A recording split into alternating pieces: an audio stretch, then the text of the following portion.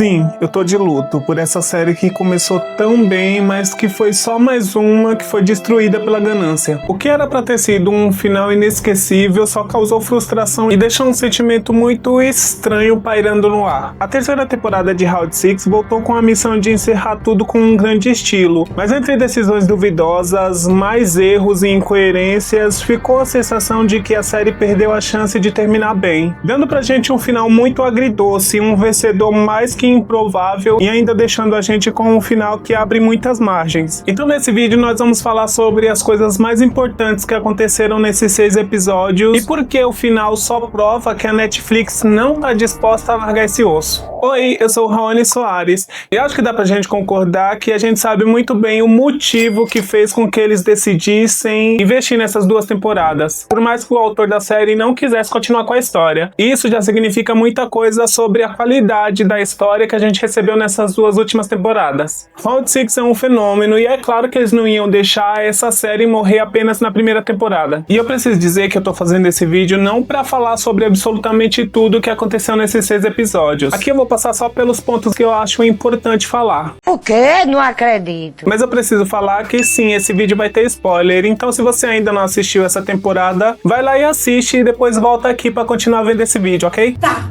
Mas um fato inquestionável é que vendo essas 2 temporadas, que na verdade era apenas uma que foi espremida até não sobrar nem mais do bagaço, é que realmente a série teria se encerrado muito bem se ela tivesse terminado lá na primeira temporada. E embora o final da primeira temporada já deixasse essa margem para uma continuação, a gente sabe que a Netflix não liga muito para isso e ela segue cancelando séries a rodo. Eles também deviam saber o momento certo de acabar com esse tipo de série, para fazer isso de uma maneira, quem sabe, mais coerente. Uma vez que a série funciona exatamente como um espelho da nossa própria sociedade, tanto na sua moral, que fazem os personagens fazer as coisas mais absurdas por causa desse dinheiro, como fora dela, mostrando que o desejo de faturar mais se mostra muito mais importante do que tentar entregar algo realmente de valor. Não me diga! Mas a verdade é que esses 6 episódios só serviram para mostrar que, pelo menos para mim, a segunda temporada foi apenas uma encheção de linguiça que dava muito bem para ter sido evitada. Eu fiz um vídeo aqui pro canal falando sobre todas as decisões erradas que eles tomaram nessa segunda temporada. E se você ainda não assistiu, eu vou deixar o link dela aqui embaixo para você poder ir assistir depois que terminar esse vídeo. E ao invés de terem dividido uma temporada com 13 episódios em 2, eles tivessem cortado muito diálogo e cenas que não levavam a lugar nenhum na segunda temporada, fora a sequência de acontecimentos que só serviram para irritar e chocar a gente. Olhando pelo lado positivo, pelo menos eles não fizeram a gente esperar tanto tempo para liberarem essa temporada e pelo menos eles já lançaram todos os episódios de uma vez. E embora essa temporada seja muito mais movimentada com tudo aquilo que faltou na segunda, pra mim o clima da série se perdeu totalmente com todo o direcionamento que a história tomou a partir da segunda temporada pra cá. E o bom de serem poucos episódios é porque muita coisa desnecessária foi deixada de lado,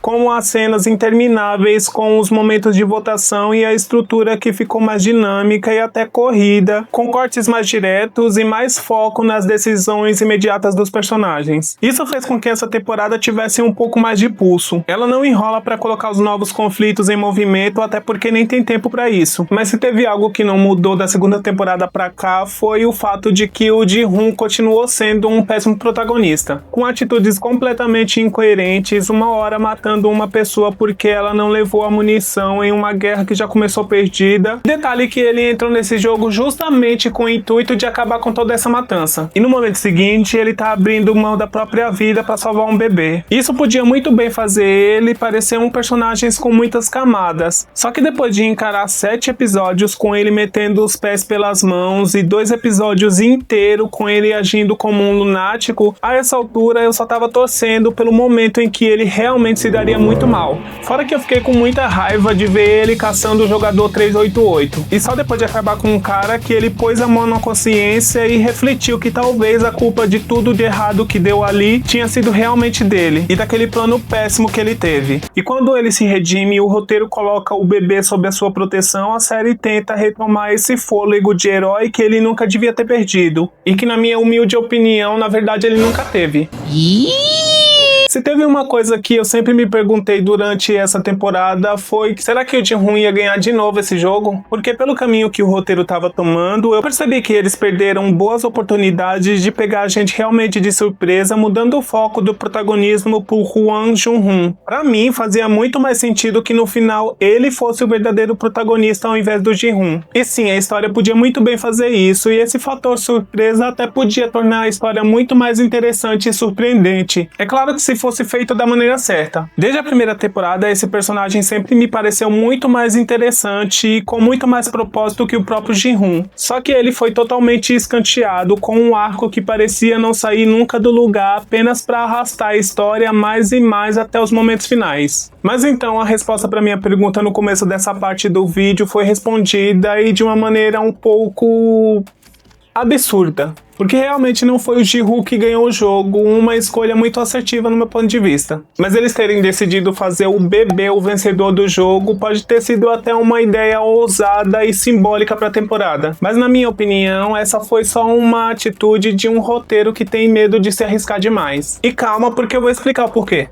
O jogo final, batizado de Sky Speed Game, acontece em uma arena com torres geométricas e a regra do jogo é muito clara. Para que a rodada seja validada, é preciso que o botão que tá no chão seja apertado antes dela começar. E é muito importante a gente lembrar disso pro que vai acontecer depois. Porque se ninguém ativa esse botão, é desvalidada. E é claro que é construído todo um arco para que o rival do Ji-hoon nesse ponto seja o pai da própria bebê. Só que diferente dele, o Myung-ji não tá pensando em proteger a filha, ele só quer o prêmio. E aqui entra a minha explicação de por que o roteiro tem medo de ousar demais nesse ponto. Porque no meu ponto de vista seria um belo arco de redenção pro pai da bebê se ele vencesse esse jogo. Eu acho que nesse ponto já dá pra gente notar que eu tomei um certo bode pelo Ji-hoon, né? Sim.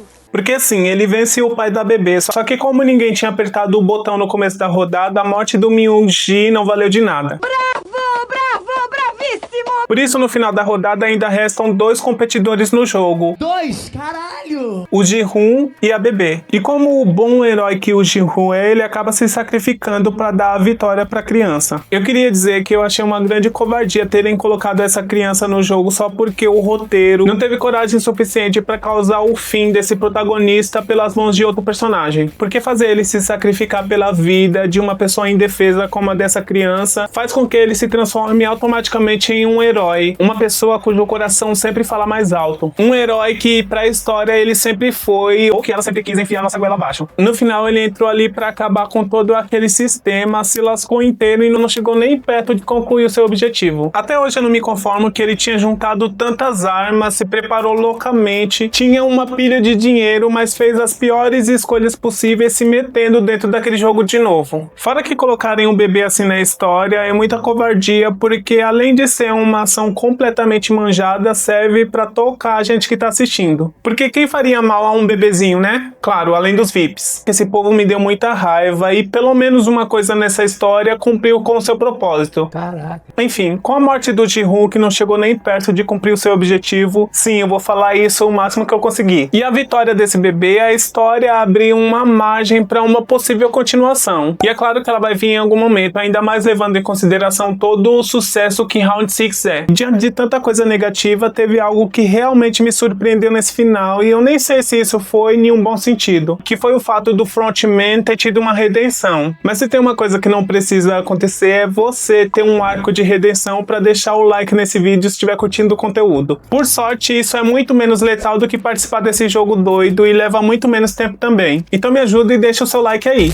A morte do Ji-hoon serviu como esse último momento de ruptura pra essa redenção do frontman, que eu honestamente nem sei de onde surgiu, porque em momento nenhum foi demonstrado algum tipo de compaixão por parte dele, exceto que antes do último jogo ele dá uma adaga pro Ji-hoon, com o pretexto de querer ajudar ele. Só que como a gente bem vê em um flashback, ele também passou por isso como uma espécie de teste, o que acabou meio que garantindo o status que ele conseguiu depois disso. Então eu vejo que isso era mais um teste que ele estava fazendo com o Ji-hoon, e caso o Ji-hoon tivesse feito o que ele esperava, talvez ele ele pudesse assumir o seu posto algum dia. E honestamente, isso tá longe de ser uma redenção. Mais uma vez foi o roteiro usando o bebê pra justificar a mudança até desse que devia ser um dos piores personagens da série. Porque depois da morte do Ji-Woo, ele salva o bebê e foge dali antes mesmo da guarda costeira chegar na ilha. Na verdade, ele resgatou a bebê e deixou ela junto com seu irmão com o valor do prêmio para que ele tomasse conta dela. Eu acho que a lição que a série deixa nesse final é que as pessoas ruins se dão bem sim. E que as pessoas pobres vão sim continuar se lascando por entretenimento alheio para no final serem esquecidas completamente. Eu tô muito amargurado nesse vídeo, mas é que tudo isso mostra que pra mim Round 6 nunca devia ter continuado. E como se já não bastasse todo esse arco de redenção do frontman, pra mostrar que ele realmente mudou, ele ainda ajuda a filha do Ji-Hoon, porque ele faz com que todo o dinheiro que era dele chegue até a sua filha. Uma coisa que o próprio Ji-Hoon já devia ter providenciado, uma vez que ele não queria nem contato com aquele dinheiro que chegou até ele de uma forma desonesta. Ele tinha que ter pensado primeiro na filha antes de se envolver em toda aquela enrascada.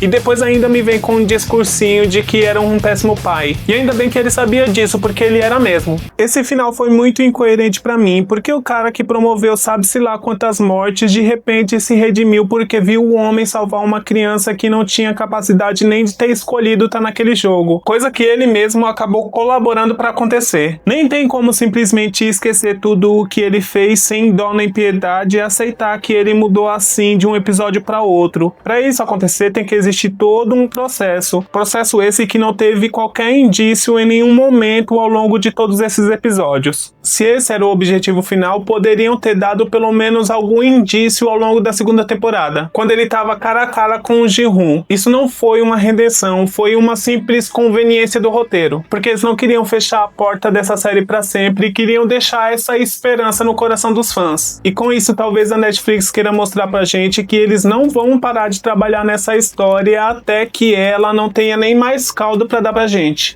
E eles até deram um desfecho para todas as tramas da história, até aquelas que a essa altura a gente nem lembrava mais, como foi o caso do irmão da jogadora 67 da primeira temporada, que reencontrou a mãe, e a história do jogador 246 que recebeu a ajuda da guarda rebelde. Ele até conseguiu fugir, mas depois nem reconhece ela quando a encontra sem a máscara. Para mim, todas as escolhas que foram feitas para esse final foram as piores possíveis. No final a gente teve até a participação da Cate Blanchett, que em Los Angeles está fazendo exatamente a mesma coisa que aquele doido da estação de trem fazia para recrutar as pessoas para os jogos. E quando o frontman vê ela fazendo isso, a série acaba. É claro que isso é um esquema de pirâmide, porque por mais que o autor da série não queira mais explorar essa história, levar isso para outros lugares só significa que a Netflix quer continuar investindo nessa série. Como sempre mostrando como Hollywood sempre se empenha em americanizar tudo o que vem de fora e dá certo em todo mundo. E eles sempre encontram um jeito de fazer isso. Essa terceira temporada pra mim não resolveu nada direito. Teve um roteiro safado que a cada minuto só provava que o autor queria tanto contar essa história quanto tinha de ideias boas. O Ji-Hoon, sem sombra de dúvidas, foi um protagonista totalmente incoerente, com péssimas ideias e um arco de redenção que não me impactou nem um pouco. A começar que terem colocado ele no jogo, pra mim, foi uma das piores táticas de todas. Porque eles poderiam sim terem trabalhado nos jogos, mas de uma outra maneira. Como, por exemplo, se eles tivessem colocado o policial no lugar dele. Com isso, faria total sentido se ele chegasse no final e tomasse a mesma atitude que o Ji-Hoon tomou. Isso faria muito mais sentido pro arco de redenção do frontman, porque eles poderiam ter trabalhado isso desde o momento em que ele deu o tiro no irmão até a hora que ele encontra ele a um passo da morte no jogo. Mas isso abre espaço para muitas discussões e possibilidades. No fim, essa terceira temporada de Round 6 só prova que ela não veio para entregar respostas coerentes, nem tampouco um final confortável.